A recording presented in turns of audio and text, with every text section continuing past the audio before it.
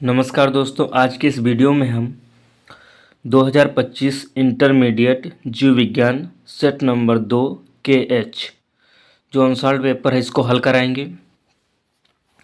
तो इसके first part को आज हम हल कराएंगे और इसमें सबसे पहले हम देखते हैं बहुविकल्पीय प्रश्न।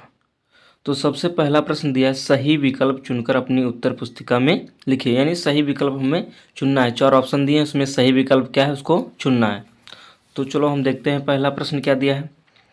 तो दिया है का वाला प्रश्न दिया है, capital T small T allele जोड़ा है तो समयुग्मजी लंबा है, विषम युग्मजी लंबा है, समयुग्मजी बौना है, विषम युग्मजी बौना है। तो प्यारे बच्चों दिया है कैपिटल टी स्मॉल टी यानी एलील पूछ रहा है, जोड़ा है किसका है तो विषम युग्मजी लंबा है। कैसा है? विषम युग्मजी लंबा है। प्रश्न नंबर दूसरा दिया है कि बीटी कपास किससे निर्मित होता है। तो बीटी कपास किससे निर्मित होता है? हमारे पास ऑप्शन में दिया है विषाणु से, कवक से, जीवाणु से, कीट से। जो बीटी कपास होता है वो जीवाणु से होता है, उसका नाम होता है बैसिलस थुरिनजेंसिस। प्रश्न नंबर गा वाला दिया है, निम्नलिखित में से कौन द्वितीयक उपभोक्ता है। तो चूहा ऑप्शन में दिया है, गिलहरी दिया है, छिपकली दिया है और टिड्डा दिया है। तो यहाँ पर पूछ रहा है कि द्वितीयक उपभोक्ता कौन है, तो छिपकली होगा। क्या हो जाएगा हमारा राइट आंसर? छिपकली। घा वाला प्रश्न दिया है, निम्नलिखित में से कौन जैव विविधता की क्षति का कारण नहीं है। तो जैव विविधता का क्षति का कारण कौन नहीं है? तो ऑप्शन में दिया है अतिदोहन, सहविलुप्तता, आवासीय क्षति या फिर नवीकरण वनीकरण। इसमें ऑप्शन में डी वाला हो जाएगा हमारा सही, यानी वनीकरण। आप देखते हैं कि अतिलघुत्तरीय प्रश्न, अतिलघुत्तरीय प्रश्न जो दिए हैं उसमें सबसे पहले हम देखते हैं प्रश्न नंबर 2 का वाला, IVF संकेताक्षर का पूरा नाम लिखें। यानी IVF का पूरा नाम लिखना है। तो प्यारे बच्चों IVF का पूरा नाम होता है इन विट्रो फर्टिलाइजेशन। यानी IVF का पूरा नाम होता है इन विट्रो फर्टिलाइजेशन। इसे पात्र निषेचन भी कहते हैं। प्यारे बच्चों दूसरे का खा वाला प्रश्न दिया है, औद्योगिक प्रदूषण के सूचक का नाम लिखिए।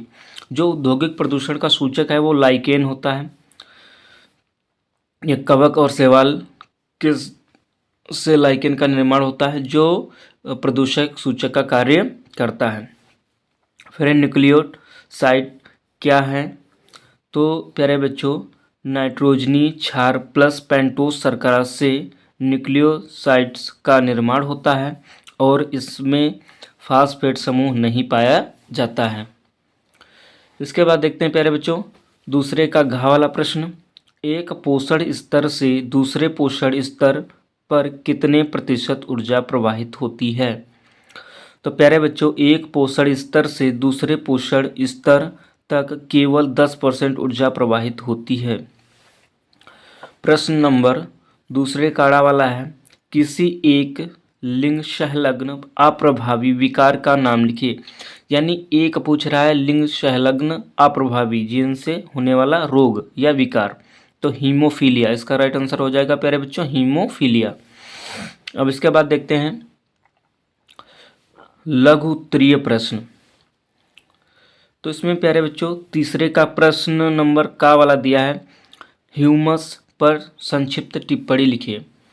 तो प्यारे बच्चों हम इसका उत्तर देखेंगे, ह्यूमस मिट्टी में मौजूद गहरे रंग का कार्बनिक पदार्थ है जो पौधों और जंतुओं के अपघटन से बनता है। यह एक प्रकार का मृदा कार्बनिक पदार्थ है।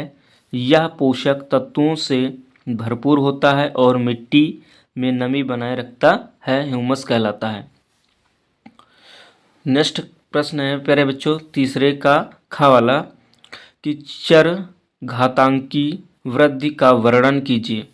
तो चर घातांकी वृद्धि क्या होता है? तो प्यारे बच्चों हम इसका उत्तर लिखेंगे, एक ऐसी प्रक्रिया है जिसमें किसी चीज की वृद्धि दर उस चीज के वर्तमान के समानुपाती होता है। इसका मतलब है कि जैसे जैसे चीज का आकार बढ़ता है वैसे वैसे वृद्धि की गति भी तेज होती जाती है। इसे अक्सर जीवाणु या असंख्य की जनसंख्या की वृद्धि जैसे प्रक्रियाओं में देखा जाता है जब संसाधन असीमित होते हैं। यानी जो जीवाणु होता है, बैक्टीरिया होता है, उसमें ये वृद्धि देखी जाती है। पहले 2 जीवाणु बनते हैं, 2 से 4 बनते हैं, 4 से 8 बनते हैं, 8 से 16 बनते हैं। इस प्रकार की वृद्धि चरघातांक की वृद्धि कहलाती है। तो प्यारे बच्चों, नेक्स्ट जो क्वेश्चन दिया है तीसरे का गा वाला कि एंटीटॉक्सिन क्या है। तो प्यारे बच्चों, हम इसको देखेंगे एंटीटॉक्सिन क्या होते हैं। तो एंटीटॉक्सिन एक प्रकार के एंटीबॉडी होते हैं जो किसी विशेष विष को निष्क्रिय करते हैं।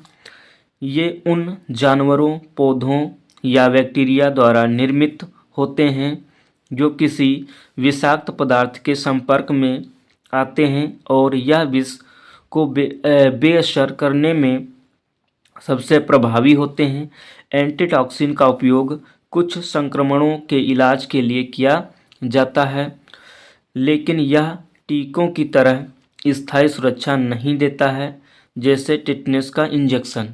यानी जो एंटीटॉक्सिन होते हैं वो क्या करते हैं, कुछ ही समय के लिए काम में आते हैं, लेकिन ये टीके की तरह कार्य नहीं करते हैं, क्योंकि टीका एक स्थायी सुरक्षा प्रदान करता है और ये स्थायी सुरक्षा प्रदान नहीं करता है। नेक्स्ट प्यारे बच्चों दिया है क्वेश्चन तीसरे का घ वाला कि मादा मधुप में गुणसूत्रों की संख्या कितनी होती है। इनमें लिंग निर्धारण प्रभावी प्रणाली को क्या कहते हैं। यानी जो मादा मधु मतलब होता है मधुमक्खी। जो मादा मधुमक्खी है उसमें क्रोमोसोम की संख्या यानी गुणसूत्रों की संख्या पूछ रहा है और सेक्स डिटरमिनेशन की प्रणाली पूछ रहा है कौन सी होती है। तो प्यारे बच्चों, हम देखेंगे कि मादा मधुमक्खी में गुणसूत्रों की संख्या 32 होती है, जबकि नर मधुमक्खी में 16 होती है। इसलिए इस लिंग निर्धारण प्रणाली को अगुणित तथा दुगुणित लिंग निर्धारण हैप्लॉइड एंड डिप्लॉइड कहते हैं, जिसमें मादा दुगुणित यानी डिप्लॉइड और नर अगुणित हैप्लॉइड होते हैं। अगला प्रश्न प्यारे बच्चों दिया है आनुवांशिक कूट की 2 विशेषताएं लिखिए। यानी आनुवांशिक कूट की 2 विशेषताएं पूछ रहा है। तो प्यारे बच्चों इसको देखते हैं। तो आनुवांशिक कूट की पहली विशेषता है आनुवांशिक कूट 3 नाइट्रोजनी क्षारकों के क्रम से बनता है। और इसकी दूसरी विशेषता है एक आनुवांशिक कूट सदैव एक ही अमीनो अम्ल को कोडित करता है। अब इसके बाद प्यारे बच्चों देखेंगे लघुत्तरीय प्रश्न। यानी लघुत्तरीय प्रश्न में चौथे का वाला प्रश्न दिया है प्राक केंद्रकियों में आरएनए के सभी प्रकारों के नाम लिखे। यानी जो प्रोकैरियोटिक केंद्रक होते हैं या प्रोकैरियोटिक कोशिकाएं जो होती हैं उनमें जो केंद्रक में आरएनए पाया जाता है उसके बारे में लिखना है, ये कितने प्रकार का पाया जाता है। तो प्यारे बच्चों, प्रोकैरियोटिक कोशिकाओं में 3 प्रकार का आरएनए पाया जाता है, जैसे एमआरएनए, इसे संदेशवाहक आरएनए यानी इंग्लिश में मैसेंजर आरएनए कहते हैं। दूसरा है टीआरएनए यानी स्थानांतरण आरएनए या इंग्लिश में से ट्रांसफर आरएनए कहते हैं। आरआरएनए, तीसरा है आरआरएनए, इसे राइबोसोमल आरएनए कहते हैं या फिर इसे आरआरएनए कहते हैं। प्यारे बच्चों, नेक्स्ट जो प्रश्न दिया है हमारे पास चौथे का खा वाला पूछ रहा है कि दोहरा निषेचन किसे कहते हैं, इसके महत्व क्या है। यानी दोहरा निषेचन किसे कहते हैं, इसका क्या महत्व है। तो प्यारे बच्चों, दोहरा निषेचन होता क्या है, 2 बार किया गया निषेचन दोहरा निषेचन कहलाता है। तो प्यारे बच्चों इसको देखते हैं, इस दोहरे निषेचन को देखते हैं प्यारे बच्चों। तो इसकी खोज SG नवास्चिन ने फ्रिटिलेरिया तथा लीलियम पादपों में सन 1898 में दोहरा निषेचन या द्विनिषेचन की खोज की थी। इसमें एक नर युग्मक अंड कोशिका से संलयित कर दुगुणित यानी 2n युग्मनज बनाता है। इसे युग्मक संलयन कहते हैं तथा दूसरा नर युग्मक द्वितीयक केंद्रक से संलयन कर त्रिगुणित यानी 3n प्राथमिक भ्रूणपोष केंद्रक बनाता है। अतः यह त्रिक संलयन ट्रिप्लॉइड फ्यूजन कहलाता है। यह आवृत्तिबीजियों का विशिष्ट लक्षण है। अब इसका महत्व देखते हैं प्यारे बच्चों। तो इसका महत्व है यह भ्रूण को पोषण देने के लिए भ्रूणपोष बनाता है और बीजों की क्षमता को बढ़ाता है।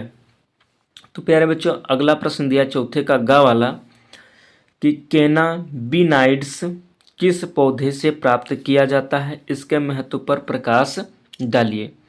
तो प्यारे बच्चों तो इसका उत्तर देखेंगे कैनबिनाइड्स भांग स्रोत यानी इसका मुख्य स्रोत क्या है, भांग है। स्रोत कैनेबिस सेटाइवा के पुष्पक्रम से प्राप्त किया जाता है, यानी भांग के पुष्पक्रम से प्राप्त किया जाता है।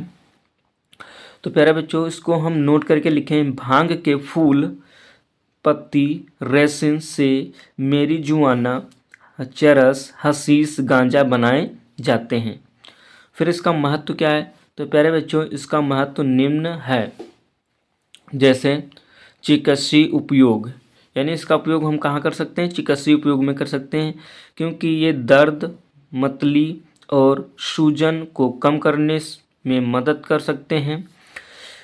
THC टेट्राहाइड्रो कैनाबिनोल और CBD कैनाबिडियोल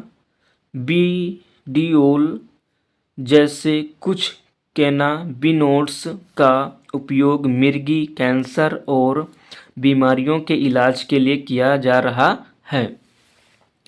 अगला देखते हैं इसका क्या महत्व है।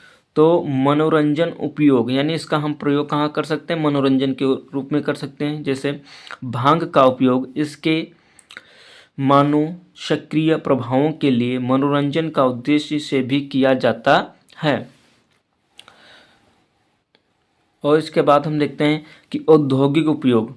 तो भांग का उपयोग गांजा चरस और भांग जैसे मादक पदार्थों के अलावा रेशे तेल और बीज जैसे औद्योगिक उत्पादन बनाने के लिए भी किया जाता है। इसके बाद देखते हैं आध्यात्मिक उपयोग। तो कुछ संस्कृतियों में भांग का उपयोग आध्यात्मिक उद्देश्यों के लिए भी किया जाता है। तो प्यारे बच्चों दिया है चौथे का घ वाला कि बेकर पर टिप्पणी लिखिए, यानी बेकर पर टिप्पणी लिखना है। तो प्यारे बच्चों हम देखेंगे ईस्ट में जाइमेज तथा इन्वर्टेज एंजाइम होते हैं। इस कवक की कोशिकाएं किण्वन की प्रक्रिया में शर्कराओं को तोड़कर कार्बन डाइऑक्साइड तथा एल्कोहल बनाती हैं। ब्रेड एवं शराब बनाने में भी इसका मुख्य योगदान है। ईस्ट का प्रयोग बेकरी उद्योग में किया जाता है, इसलिए इसे बेकर ईस्ट कहते हैं। प्यारे बच्चों पांचवें का वाला प्रश्न दिया है ART का पूर्ण रूप लिखिए, इसका मानव जीवन में क्या महत्व है। यानी ART का पूरा नाम लिखना है और इसका मानव जीवन में क्या महत्व है इसके बारे में लिखना है। तो प्यारे बच्चों ART का पूरा नाम सहायक जनन प्रौद्योगिकी यानी असिस्टेड रिप्रोडक्टिव टेक्नोलॉजी और इसे शॉर्टकट में ART कहते हैं। सहायक जनन प्रौद्योगिकी की तकनीकें बाध्यता से पीड़ित दंपतियों के लिए आशा की किरण है।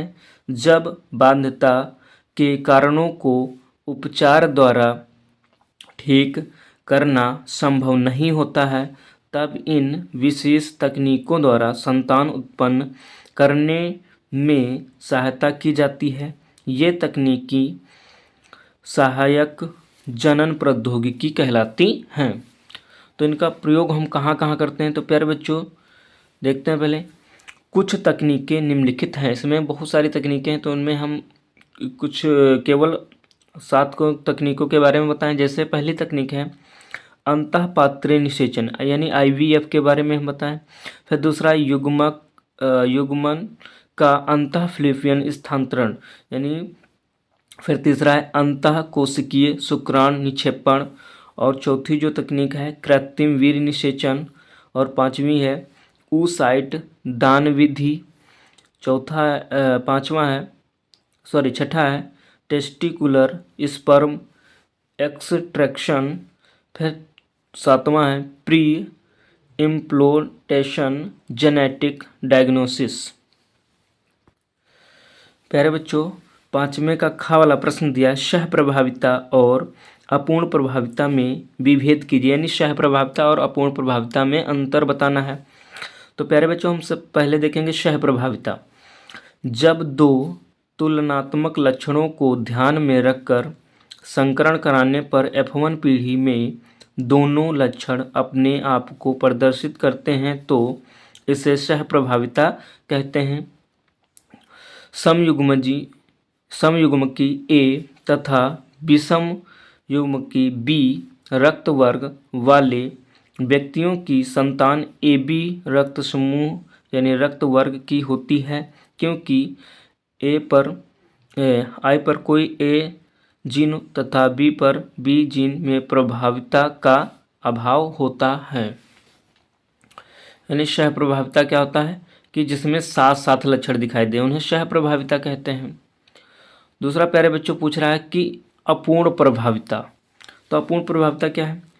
दो तुलनात्मक लक्षणों को ध्यान में रखकर संकरण कराने पर F1 पीढ़ी में जब मध्यवर्ती लक्षण प्रकट होता है तो इसे अपूर्ण प्रभाविता कहते हैं। जैसे गुलाबांस के लाल तथा सफ़ेद पुष्प वाले पौधों में संकरण कराने पर F1 पीढ़ी में गुलाबी पुष्प वाले संकरण पौधे प्राप्त होते हैं।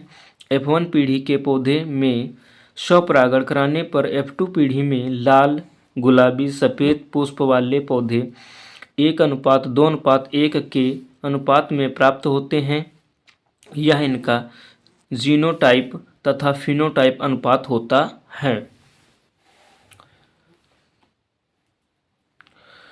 प्यारे बच्चों, अगला प्रश्न दिया है पांचवें का गा वाला, GMO का पूर्ण रूप लिखिए, इसके महत्व पर प्रकाश डालिए। यानी GMO का क्या होता है इसके बारे में पूछ रहा है और इस पर इसका प्रयोग कहाँ कहाँ हम करते हैं या इसके महत्व को बताइए।